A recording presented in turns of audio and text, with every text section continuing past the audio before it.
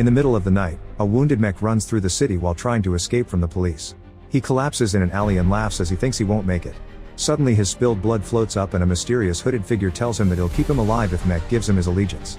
Mech has no choice but to accept, so the stranger uses his power to lift him and seal the pact, which causes Mech's body to glow and yell in pain. When the cops finally make it to the alley, they find a torrent of blood on the wall.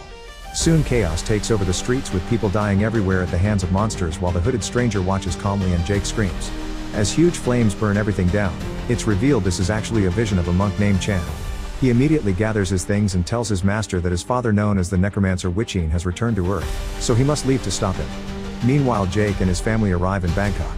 They're supposed to be having a vacation, but Jake won't stop taking calls from work.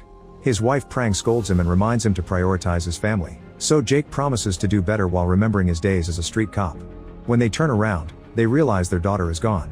The couple desperately starts searching every corner of the city, and after running for a while they find Lu chatting with Chan on a bridge. They scold Lu for running on her own and thank Chan for taking care of her, only for Chan to surprise them by already knowing Jake's name and face. Chan says their meeting was destined and that Jake is the one born in death under a blood moon, calling him the keeper of the gates. He warns Jake that he'll face great challenges and lose everything, but Jake thinks Chan is just a crazy man and leaves with his family. Later at the mall, Lu gets ice cream on her t-shirt, so Prang takes her to the bathroom to wash up. At that moment, Mech enters the mall and bumps into a man, only to hand him his lollipop before taking out a gun to kill him. People panic and try running away while Mech continues to shoot at random, killing both shoppers and employees. There's a big crowd rushing to the exit, but Jake pushes through it to reach his family and tells them to hide in the bathroom while he tries to help. While Officer Eric arrives and starts making his way through the mall, Jake carefully sneaks around while telling people to stay hidden. When Mech gets distracted by a bloodstained doll, Jake comes out with his gun and asks Mech to drop his weapon. Mech looks unbothered while he uses his doll to talk to Jake in a childish voice, mocking him for being American and mentioning Lu and the ice cream. Jake threatens to kill Mech if he doesn't surrender, and Mech opens fire, forcing Jake to hide again. Hidden nearby, a crying girl is trying to use her phone, but Mech shoots her down. Outside, a whole team of cops and firemen surround the mall. Jake calls Mech insane to make him talk to the doll again, and once he's distracted, Jake comes out to shoot. Mech falls to his knees while Eric appears behind him, but he's still unbothered. He thanks Jake for killing him, saying now the ritual is complete and calling him the keeper. Suddenly Mech's body starts burning and it explodes, causing the whole building to shake. The smoke above the mall forms a roaring skull and flames are shot in every direction of the city. Prang drags Lu out of the bathroom and they rush outside, only to find a bus crashing and people attacking each other all over the place. Even the fireman is stabbing a person. The duo has no choice but to run back into the mall. While they carefully sneak around, they see a man continuously smashing a guy's head on a counter and a body at the front desk.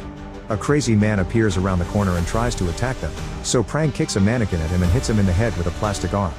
Then Prang and Lu take the escalator, only to see more deranged men coming after them.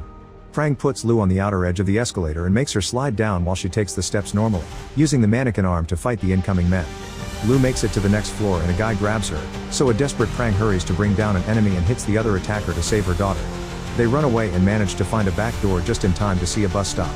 The driver comes out and is attacked by another person, triggering a fight. Prang tries to escape with Lu, but she finds violence, weapons, fires, and car crashes at every corner. After lots of running, they manage to hide inside a grocery store. Prang's cell phone isn't working, so she carefully sneaks around and ignores the body at the counter to use the store's phone, but it isn't working either. At that moment, a monstrous man enters the shop and throws a few products before checking on the body. Then he starts searching the place, so Lu has to keep moving to stay hidden. Unfortunately, she gasps when a body hits the window outside and the stranger finds her. When he's about to attack, Prang hits him from behind to knock him down. Meanwhile, Jake and Eric wake up without understanding how they survived since they were so close to the blast. They also notice there are no bodies around. Jake sees a person standing nearby, but it disappears when he blinks. Eric finds some bloodstains and notices they're very old. When they hear some noises, they go investigate and find a woman with a knife in her hand. She turns around to reveal a monstrous face and jumps on Eric to stab him to death. Jake opens fire, but the bullets don't do anything and the woman attacks him next, so a fight ensues. After some struggle, Jake manages to knock her out by hitting her head. Afterward, Jake runs and hides, but the woman quickly recovers and comes looking for him. Suddenly her limbs grow and she jumps to crawl on the ceiling. Jake continues to sneak around and hides, but eventually the woman finds him and drags him out. He tries shooting at her, only for this creature to disarm him and try to stab him. A desperate Jake manages to fight back and push her off to then run again. He rushes to the bathroom, but he can't find his family. As he searches the rest of the mall, Jake notices that all the food is rotten. Soon the woman attacks him again, so he hits her with a chair and tries to run away. She immediately blocks his way with another attack, so Jake grabs some cables hanging nearby and wraps them around her to tie her to some decorations. He hits her a few times to no avail, so he decides to just leave her there. Back to Prang and Lu, they leave the store and get to the bus station, where people continue to attack each other. The duo tries sneaking around and a man blocks their path, so they crawl under a bus to avoid him. Lu notices a vehicle with normal people gesturing at them, so they wait for an opening and rush to get in. The driver tells them the bus works, but his keys were dropped outside and nobody dares to retrieve them. Prang runs out and quickly grabs the keys, but when she's about to get back on the bus, two crazy men drag her back. Lu cries as she fails to hold her mother's hand, but thankfully a passenger finally comes out and fights the men to rescue Prang. She rushes back to her daughter and gives the keys to the driver so the bus can finally take off while they watch the passenger getting killed by the violent men. Unfortunately, the bus can't go very far because the road is blocked by abandoned cars, so Prang and Lu have to continue on foot. Moments later they make it to their hotel and find bodies there too. When they go upstairs they see a man fighting with a woman and then coming for them. Prang uses a baggage trolley as a shield and pushes the attackers back, knocking them down. Another man appears at the end of the corridor and Prang hits him with a bottle before she and Lu finally find safety in their room. When they look out the window, they see the whole city on fire. Prang tries the room's phone, but it doesn't work either. In the mall, Jake is walking around and notices all the screens failing. To his shock, he discovers that the woman has escaped the bindings and is still looking for him. She approaches a torrent of blood on the wall and crosses it, so Jake decides to follow her. This strange portal drops him right at the bus station, which appears to be empty. When he looks up, he's shocked to find a giant demon on top of the building. The creature is coming after him and destroys every bus it steps on. Jake runs as fast as he can through the city and the demon starts destroying buildings to chase him. When Jake enters an alley he gets stuck, but he can't go back because buildings are crumbling behind him. Suddenly a door opens and Chan pulls Jake into his temple. Chan explains they're in an alternate reality called the Hindrance, which is a realm between heaven and hell. It's a place for souls that lost their way and Jake is there to be held accountable for his actions. By helping Mech finish the ritual, Jake has opened the gates of hell and unleashed demons on Earth.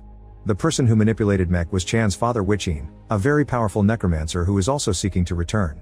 Since Jake opened the gate he also has the power to close it, which makes him the keeper. This is his destiny because he was born under a blood moon and his mother died in the process. Jake doesn't understand anything and only cares about his family, so Chan points out that by closing the gate he'll be saving his family with the rest of the world. They need to hurry because the demon gets stronger with every soul it consumes. The first step is to find Mech, so while the duo begins their search, Chan shares more of the story. Wichin used to be a very greedy monk who stole his master's scriptures, which corrupted his soul and destroyed his physical human body. A desperate Wichin tried to get a body by possessing his own son, however his wife interrupted the ritual by knocking him down and Wichin's soul was exiled from this reality. The failed possession left Chan with lots of knowledge about soul energy absorption and how to travel between realities. The story is interrupted when Jake sees a woman on the roof being cornered by a demon. Chan says they don't have time but Jake rushes to help her anyway. When Chan tries to follow him, he's blocked by a demon too. Jake grabs a crowbar before making it to the roof, where he finds several demons. With quick movements, he hits them one by one to knock them down. Then Jake checks on the woman, recognizing her as one of the mall victims. She cries as she remembers what happened and regrets not having talked to her ex-boyfriend, admitting she cheated on him with his best friend. This explains why her soul is in limbo. At that moment the huge demon appears nearby and begins destroying the building, so Jake drags the girl with him as he runs. Unfortunately the demon grabs her anyway and devours her. After the demon leaves Jake reunites with Chan and points out that the girl didn't know she died. He remembers the mall explosion was huge and concludes he's dead as well, which Chan confirms. Jake has a breakdown as he thinks about his family and Chan explains to him that he's become a lost soul because he chose his job over his family. However, it's not over. Jake may return to Earth if he uses a vessel. While Jake and Chan continue to cross the city, they see a winged demon following them. They rush into a building and find more of these demons, with their pursuer landing right behind them. When the demons attack, Chan fights them off using his staff and impressive martial arts skills, scaring them enough to stop them from following him. Jake and Chan rush upstairs and enter a theater that is also full of demons, so they run as fast as possible to reach a specific spot in front of the screen where Chan can open a portal. In just a second the duo makes it to the physical world, where the demons can't follow them without a vessel. Jake looks at the mirror and discovers he's possessing Eric's dead body, which is painful. Chan gives him an ancient gun that summons special bullets and a special knife. These two are the only weapons that can kill Mech. Meanwhile Mech has possessed Jake's body and is using it to get into the hotel room with Prang. The family is worried about him but Mech doesn't know how to communicate with them and keeps staring at his real form in the mirror. Lu keeps asking lots of questions so Mech brings out the burned doll from the mall. Suddenly the room's phone starts ringing and Mech happily takes the call while taking notes.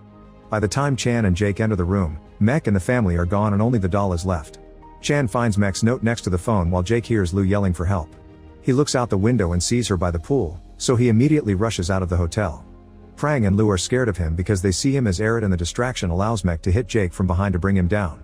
Then Mech holds Jake down while telling him how he'll steal his life and his family. He also calls him a bad father and husband for choosing his job over his loved ones. Jake insults Mech to make him react, and as soon as Mech moves, Jake rolls out of the way. A fight ensues with both men punching and kicking each other over and over again.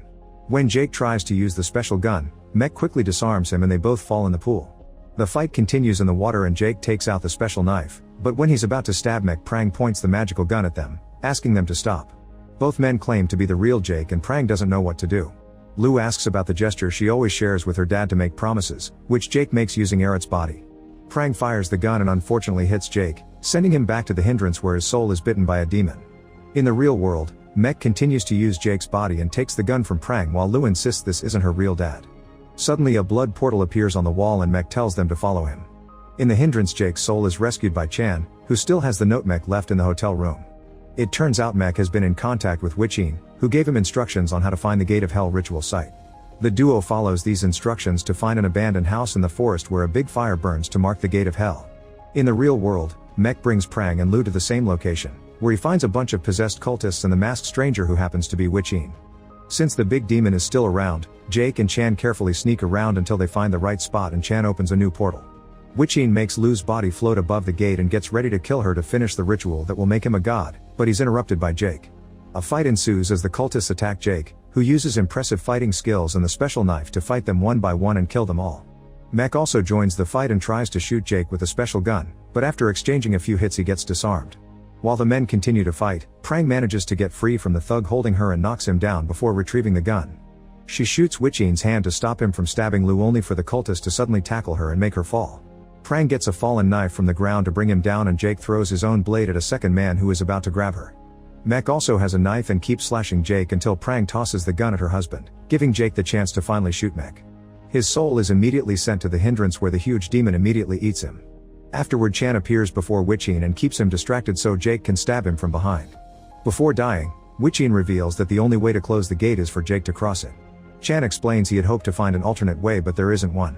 Accepting his fate, Jake goes to say goodbye to his family and apologizes for not being there for them before. He shares one last hug with them before walking to the fiery gate, which instantly transports him to hell. Jake's body burns when he reaches the gate on the other side, effectively closing it. The physical world goes back to normal and Prang takes Lou to stay at her grandmother's house. Sometime later, a mysterious woman uses her power on the gate.